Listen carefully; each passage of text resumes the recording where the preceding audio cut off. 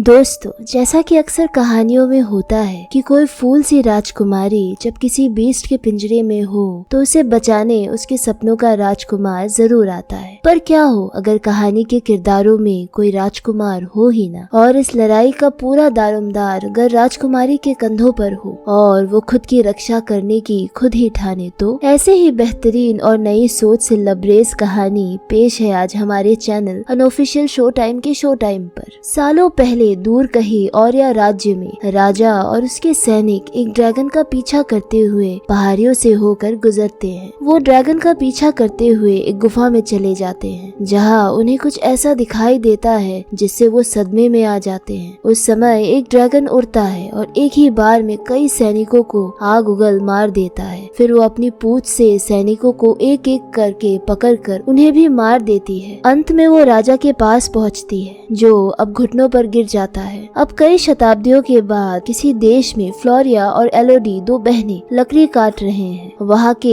एक छोटे राज्य के राजा की बेटियां हैं और वो अपने लोगों की मदद करने की पूरी कोशिश कर रही है जो भूख और ठंड से तड़प रहे हैं, क्योंकि इस बार सर्दी राज्य की भूमि को तबाह कर रही है। हर दिन अधिक से अधिक लोग या तो मर रहे हैं या राज्य छोड़कर जा रहे हैं, जिसका मतलब है कि जल्द ही ये राज्य नहीं रहेगा। अचानक बहनों को एक गाड़ी आती हुई दिखाई देती है, जो अजीब बात है क्योंकि उनके राज्य में कभी कोई नहीं आता। उनके पिता लॉर्ड बेफोर्ड और सौतेली माँ लेडी बेफोर्ड एक नन से बात कर रहे हैं। लॉर्ड बेफोर्ड तब बड़ी बेटी एलोडी को बताता है कि औरिया का शाही परिवार चाहता है कि वो उनके राजकुमार से शादी करे। पहले तो एलोडी मना करती है, लेकिन बेफोर्ड उसे समझाते हैं कि बदले में शाही परिवार से उनके राज्य को आने वाले कई वर्षों तक बहुत सारा धन मिलेगा, उनका राज्य बच सकेगा। कुछ समय बाद परिवार औरिया के लिए रवाना हुआ। जब वे अपने मंजिल के करीब पहुंचते हैं तो जहाज एक बहुत घने कोहरे में प्रवेश करता है और अंधेरे में कुछ डरावनी आकृतियां सामने आ जाती है, लेकिन वे दो विशाल ड्रैगन मूर्तियां थी। जब वो जमीन पर उतरे तो लॉर्ड बेफोर्ड और उनका परिवार ये देखकर अचरज में था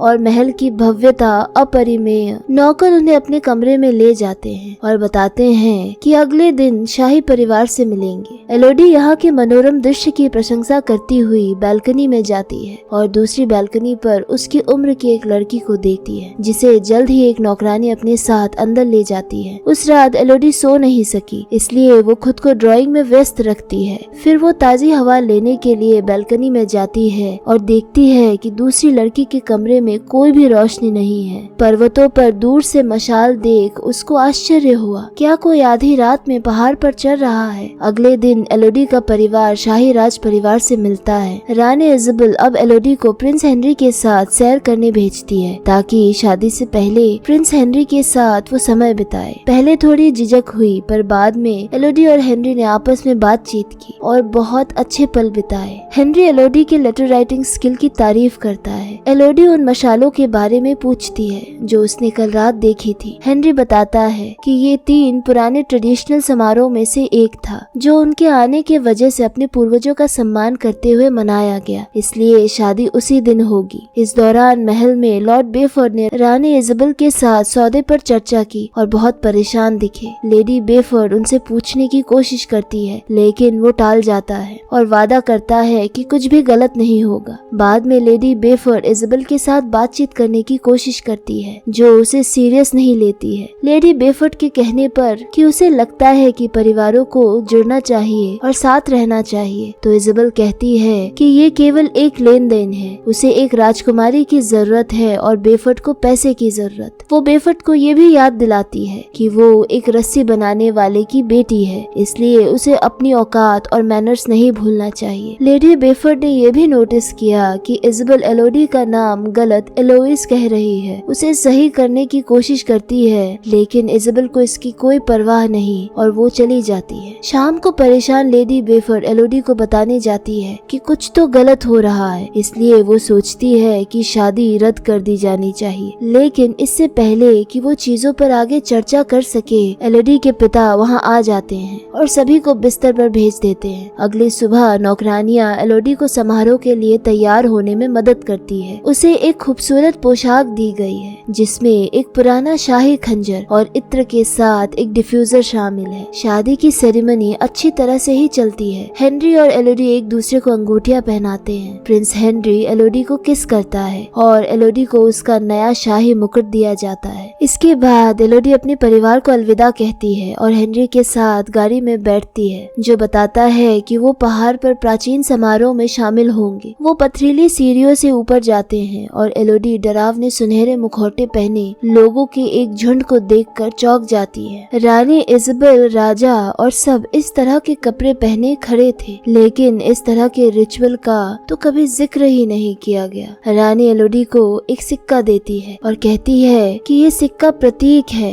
राज्य की रक्षा में मदद करेगी। फिर वो अंदर चले जाते हैं और इज़ाबेल एक कहानी सुनाती है। जब शाही परिवार के पूर्वज इस द्वीप पर पहुँचे तो उन्हें पता चला कि वहाँ अपनी तरह का आखिरी बीस्ट एक ड्रैगन रहता है। जैसे ही ड्रैगन ने गांव में इंसानों को बसते देखा, उस पर हमला कर दिया। इसलिए राजा ने अपने सैनिकों को इकट्ठा किया और जानवर से लड़ने की कोशिश की। हालांकि ड्रैगन ने राजा को छोड़कर सभी को मार डाला। राजा को जान के बदले अपनी 3 प्यारी बेटियों को ड्रैगन को देना पड़ा, जिन्हें वो जान से ज्यादा प्यार करता था, ताकि द्वीप पर शांति बहाल की जा सके। जब वो कहानी सुन रही थी, एलोडी देखती है कि कैसे हर कोई उसे घूर कर देखता है कि वो खाई के ऊपर एक खतरनाक पुल को पार कर रहे हैं। फिर इज़ाबेल हेनरी और एलोडी के हाथ काट एक दूसरे पर रखती है। कहती है इस तरह ही हर पीढ़ी राजा के बलिदान का जश्न मनाते हैं। वो उनके खून को मिलाने के लिए हाथ एक साथ रखती है और उन्हें एक कपड़े से ढक देती है, ये घोषणा करते हुए कि एलोडी अब हमारा शाही खून है। इसके बाद एलोडी से सिक्का खाई में फिकवाती है। एलोडी ने सोचा कि रिचुअल शायद खत्म हो गए, लेकिन अचानक ही हेनरी ने उसे पुल क्रॉस करने के लिए गोद में उठाया और माफी मांगते हुए उसे खाई में फेंक देता है। सब कुछ ठहर जाता है। चिल्लाते हुए एलोडी कई बार पेड़ों से पत्थरों से टकराती है। वो मिट्टी के ढेर पर गिर जाती है और बेहोश हो जाती है। जब वो कुछ देर बाद उठती है, उसके शरीर पर कई चोटें हैं, लेकिन वो खड़ी होकर मदद के लिए चिल्लाना शुरू कर देती है। उसकी आवाज गुफा में छिपे ड्रैगन को जगा देती है। एलोडी निराश होकर रोती है, लेकिन फिर उसकी हताशा क्रोध में बदल जाती है और बाहर निकलने की कोशिश करने लगती है। वो फिर गिर जाती है, अपने पहने हुए गहने फेंक देती है और अपने कपड़े फाड़ देती है। उस पल वो अलग अलग गहने देखती है जो उसके नहीं है, और इसका मतलब है कि शाही राजघराना उसकी जैसी मासूम लड़कियों की बलि दे रहा है सालों से। अचानक उसे एक शोर सुनाई देता है और वो पीछे मुड़ती है। उसे गुफा के अंदर रोशनी दिखाई देती है, इसलिए वो अंदर जाती है और एक पक्षी को आग में जलती हुई पाती है। आग बुझाने के लिए एलोडी तुरंत कुछ मिट्टी डालती है, लेकिन अब बहुत देर हो चुकी थी। पक्षी पहले ही मर चुका था। अचानक गुफा में एक दहाड़ गूंजती है और आग में जल रहे उस जैसे सैकड़ों पक्षी बाहर आते हैं। कुछ मिनटों के लिए एलोडी के ऊपर उड़ते हैं और उसके चारों ओर जल कर गिरते जाते हैं। उनके जलने से हुई रोशनी की मदद से एलोडी बाहर निकलने की कोशिश करती है, लेकिन जब वो ड्रैगन को आते देखती है तो वो रुक जाती है। ड्रैगन बात करना शुरू करती है। एलोडी एक चट्टान के पीछे दौड़कर छिप जाती है। ड्रैगन कहती है कि शाही परिवार को हर पीढ़ी को भुगतना होगा। वो एलोडी के खून में शाही गंध महसूस कर सकती है, इसलिए एलोडी को मरना ही होगा। अपने घाव को देखकर एलोडी को एहसास होता है कि ये समारोह, ये रिचुअल ड्रैगन को धोखा देने के लिए किया गया था। तभी ड्रैगन एलोडी को भागने के लिए कहती है और वो चिल्लाते हुए भागती है और एक सुरंग के अंदर जाने में सफल हो जाती है। ड्रैगन उसके पीछे आग उगलते हुए आती है। आग की लपटें सुरंग में भी प्रवेश करती है,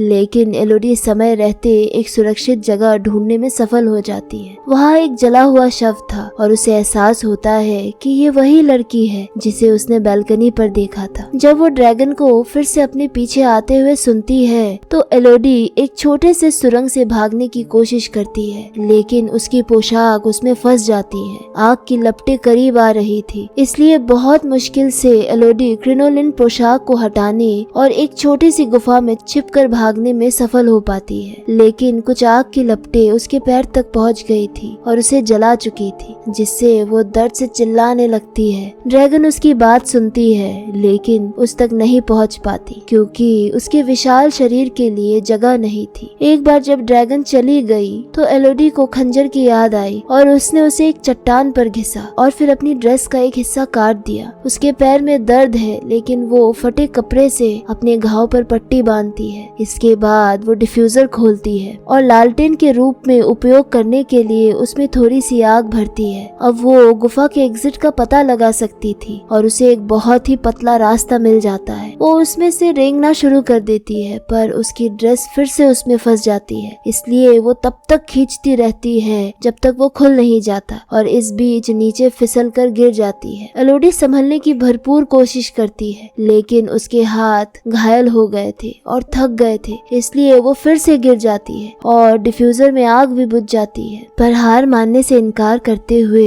एलोडी फिर खड़ी हो जाती है और चलने के लिए दीवार पकड़ लेती है, दूर से दिखाई देने वाली रोशनी तक पहुंचने के लिए। कुछ दूर चलने के बाद वो सुरंग से बाहर निकलती है, लेकिन एक चट्टान के किनारे से गिरती है। वो अभी भी दूसरी तरफ रोशनी देख रही थी। गुस्से से अपनी शादी की अंगूठी खाई में फेंकने के बाद एलोडी पीछे हटती है और एक बड़ी छलांग लगाने के लिए दौड़ती है, पर चट्टान का दूसरा किनारा फिसलन भरा था। वो टिक नहीं पाती, लेकिन लकीली वो जैसे नीचे फिसलती है उसकी बेल्ट एक चट्टान में फंस जाती है। वो बेल्ट जल्द ही टूट जाता है, पर तब तक वो खंजर निकाल उसे दरार में डाल देती है। फिर वो बाकी रास्ते पर खंजर के सहारे ही चढ़ती है। पता चलता है कि रोशनी प्यारे से चमकते कीड़ों से आ रही थी। ये देखने के बाद कि काटते नहीं है, एलोडी अपनी आस्तीन को फाड़ देती है और एक नया लालटेन बनाने के लिए कीड़ों का एक गुच्छा भर देती है। फिर वो थोड़ा आगे चलती है और उसे एक छोटी सी झील मिलती है, लेकिन जब वो पानी पीने की कोशिश करती है तो तुरंत पानी उगल देती है। इसका स्वाद बेहद बुरा था, जहरीला सा। छत पर बर्फ टपक रही थी, इसलिए एलोडी उन बूंदों को पीने के लिए उसके नीचे खड़ी हो जाती है। अचानक बर्फ तेजी से पिघलने लगती है और उसमें से आने वाली रोशनी थोड़ी लाल सी दिखती है। एलोडी अपनी आंखें खोलती है और देखती है कि ड्रैगन अपनी आंख से बर्फ को तोड़ रही है। ड्रैगन बर्फ को तोड़ती है और उसका पीछा करने के लिए गुफा में उतरती है। एलोडी भागती जाती है। वो ज्यादा दूर नहीं जा पाती और एक सुरंग में प्रवेश करती है जो बहुत छोटी सी थी। इस छोटी सी गुफा में एलोडी को दीवार पर एक संदेश मिलता है जिसमें लिखा होता है ये जगह सेफ है, वो नहीं पहुंच सकती, और उस पर नाम भी लिखे हैं। जैसे ही वो चारों ओर देखती है, एलोडी को कई लड़कियों के कपड़े मिलते हैं और दूसरी दीवारों पर वर्षों से लिखे गए उनके नाम मिलते हैं, जिसमें विक्टोरिया नाम की लड़की भी शामिल थी। इसके बाद एलोडी लालटेन को गले लगाकर सोने की कोशिश करती है। उसे नींद में पिछली लड़कियों की कुर्बानी, डर, दर्द और विश्वासघात, इन सब के विजन दिखाई देने लगते हैं। विक्टोरिया नाम की लड़की अपना नाम दीवार पर लिख रही थी और पलटकर एलोडी को बताती है कि ये सब झूठ है। एलोडी डर से उठती है और अपने पैर के घाव पर रोशनी वाले कीड़ों को देखती है। वो घबरा जाती है और उन्हें हटाना शुरू कर देती है, लेकिन उसे पता चलता है कि उन कीड़ों में घाव चोट ठीक करने वाले गुण हैं और अब उसका पैर ठीक हो जाता है। वो अपने दूसरे बड़े घाव पर मलहम लगाती है और इन कीड़ों को कम आंकने के लिए माफी मांगती है। ठीक होते ही एलोडी चारों ओर नजर दौड़ाती है। दीवार पर एक नक्शा था जिसका मतलब है कि कम से कम एक लड़की बाहर निकलने में कामयाब रही।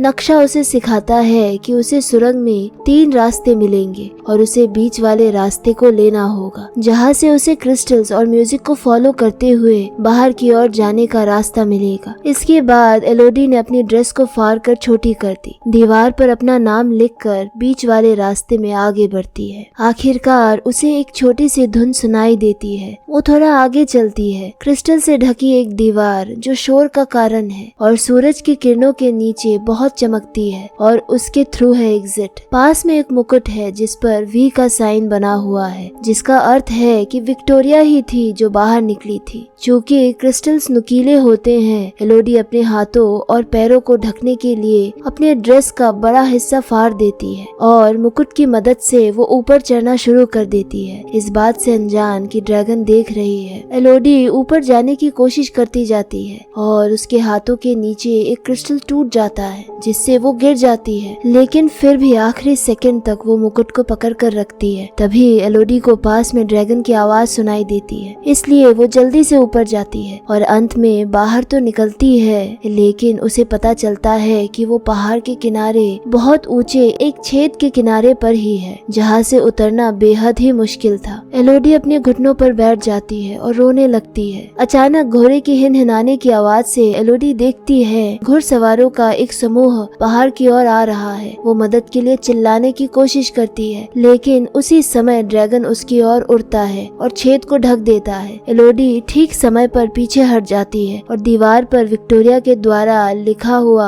नॉट सेफ का एक और संदेश देखती है। पास में एक शव है, जिसका अर्थ है कि विक्टोरिया वही मर गई और कभी बाहर नहीं निकली। ड्रैगन आग उगलने ही वाली थी, लेकिन तभी रुक गई। उसने किसी को आवाज लगाकर एलोडी का नाम पुकारते हुए सुना। ड्रैगन देखती है कि लॉर्ड बेफोर्ड एलोडी की तलाश के लिए 2 सैनिक और एक गाइड के साथ आए हैं। वो कुछ रस्सी के साथ गुफा में उतरते हैं और एलोडी की खोज शुरू करते हैं, इसलिए एलोडी वापस उनकी तरफ जाती है। जब वो एक नई सुरंग में जाती है तो वो 3 मरे हुए ड्रैगन के बच्चों को एक घोंसले में पाकर चौंक जाती है और विक्टोरिया के शब्दों को याद करती है। सब एक झूठ है, जिससे उसे एहसास होता है कि शाही रानी यानी इज़ाबेल झूठ बोल रही थी। ड्रैगन अपनी तरह की आखिरी नहीं थी, उसके 3 बच्चियां थी और उसने पहले हमला नहीं किया था। फ्लैशबैक से पता चलता है कि राजा सभी बच्चों को मारने के लिए गुप्त रूप से गुफा में प्रवेश कर गए थे और बेरहमी से उनको मार चुके थे, इसलिए ड्रैगन का हमला बदले की भावना से किया गया था। जैसा कि शुरुआत में देखा गया, उसने सभी सैनिकों को मार डाला, लेकिन जब राजा की बारी आई तो ड्रैगन ने उसे कहा कि मौत बहुत आसान सजा होगी और उसे उसी तरह भुगतना होगा जैसे उसने सहा है। तब से शाही परिवार ड्रैगन को 3 मासूम लड़कियों को अपना खून मिलाकर बलि दे रहा है, उन्हें शादी के बहाने शाही बेटियां बनाकर। इसके बाद एलोडी को अपने पिता और उसके आदमी दिख जाते हैं, लेकिन वो खुद को सामने नहीं लाती। ड्रैगन आती है और एक सैनिक को पकड़ लेती है, फिर उसे काफी ऊंचाई से गिरा देती है, जबकि गाइड छिपने के लिए दौड़ता है और बेफोर्ड से पूछताछ करने के लिए उसे अपने पंजे के नीचे कुचल देती है। वो कहता है कि वो अपनी बेटी को बचाने के लिए आया है और अपनी तलवार से हमला करने की कोशिश करता है, लेकिन ड्रैगन उसे अपनी पूंछ से पकड़ लेती है और उसे गिराने से पहले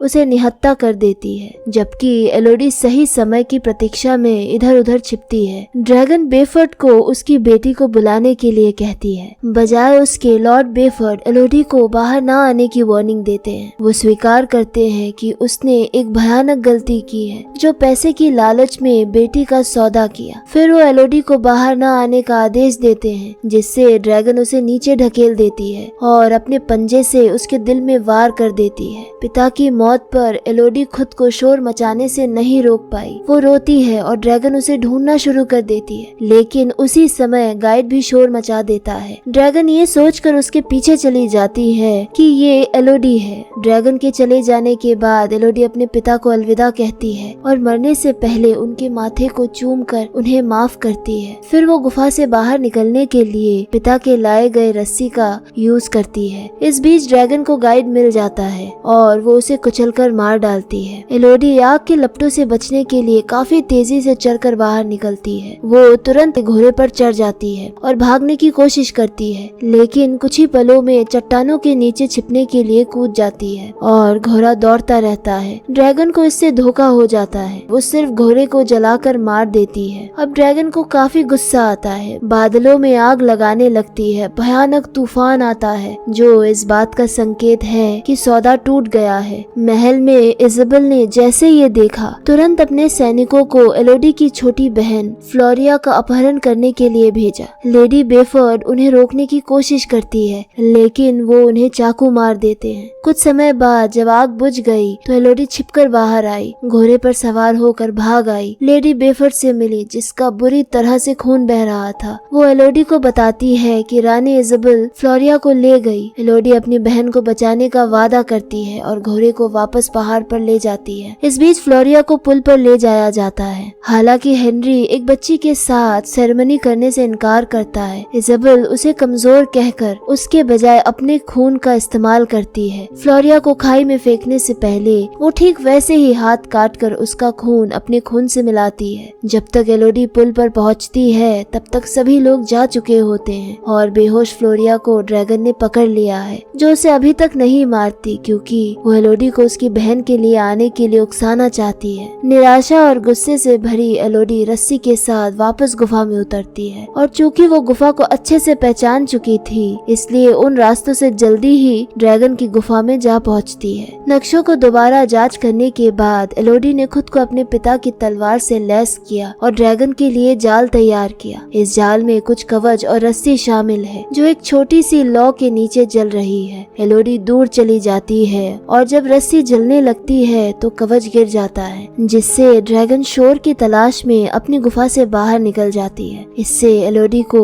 अंदर जाकर फ्लोरिया को जगाने का समय मिल जाता है। फ्लोरिया का एक पैर जख्मी हो गया था। उसी समय ड्रैगन को पता चल जाता है कि ये कोई ट्रैप है और वो उसकी गुफा में वापस आ जाती है। फ्लोरिया छिप जाती है जबकि एलोडी अपनी तलवार बाहर निकालकर इंतजार करती है। वो ड्रैगन को समझाने की कोशिश करती है कि उन सभी को रानी ने धोखा दिया, लेकिन ड्रैगन उस पर विश्वास नहीं करती और आग उगलने की कोशिश करती है। हमले से बचने के लिए एलोडी ने उसके मुंह पर वार किया, लेकिन ऐसा करते वक्त वो गुफा के किनारे झील में गिर गई। उसकी बाहें और कंधे जल जाते हैं। ड्रैगन तलवार निकालती है और दूसरी ओर एलोडी झील से निकलती है। अचानक ड्रैगन उस पर कूद पड़ती है और पंजे से वार करते हुए उसे पकड़ लेती है। इससे पहले कि वो उसे मार दे, एलोडी ने खंजर निकाला और ड्रैगन की आंख में वार कर दिया, जिससे वो एलोडी को नीचे फेंक देती है। इसके बाद एलोडी फिर से तलवार पकड़ लेती है और ड्रैगन की ओर दौड़ती है, जिसे एक आंख से देखने में परेशानी हो रही थी। वो ड्रैगन की छाती में छुरा घोंपने में सफल हो जाती है, हालांकि इससे उसे कोई नुकसान नहीं होता। ड्रैगन ने उसे फिर से पकड़ लिया। इसके बाद एलोडी ने ड्रैगन के पंजे पर वार किया। जैसे ही ड्रैगन करीब आती है, एलोडी ने एक घुमावदार चट्टान के खिलाफ उसकी आग को रिफ्लेक्ट होते हुए देखा था। एलोडी स्टेलेग्माइट के सामने जा खड़ी होती है और ड्रैगन से उसे जलाने के लिए कहती है। इसलिए ड्रैगन आग भरी सांस लेती है और एलोडी लास्ट मिनट में वहाँ से कूद जाती है और आग चट्टान से रिफ्लेक्ट होकर ड्रैगन पर गिरती है और अंत में वो ही अपने बदले की आग में झुलसती है। बाद में एलोडी ने यह साबित करने के लिए ड्रैगन को अपने हाथ पर निशान दिखाया कि वो शाही लोगों को नहीं बल्कि निर्दोष लड़कियों को मार रही है। ड्रैगन उसे मार डालने के लिए कहती है, लेकिन एलोडी तलवार गिरा देती है और नफरत के इस चक्र को जारी रखने से इनकार कर देती है। फिर वो खुद उन रोशनी के कीड़ों का एक गुच्छा पकड़ती है और उन्हें ड्रैगन के शरीर पर रख देती है ताकि वो पूरी तरह से ठीक हो सके। इस बीच महल में एक और नई शादी का जश्न मनाया जा रहा है ताकि वो इस सौदे के मुताबिक तीसरी लड़की को बलि दे सके। अचानक एक सिक्का वेदी से लुढ़कता हुआ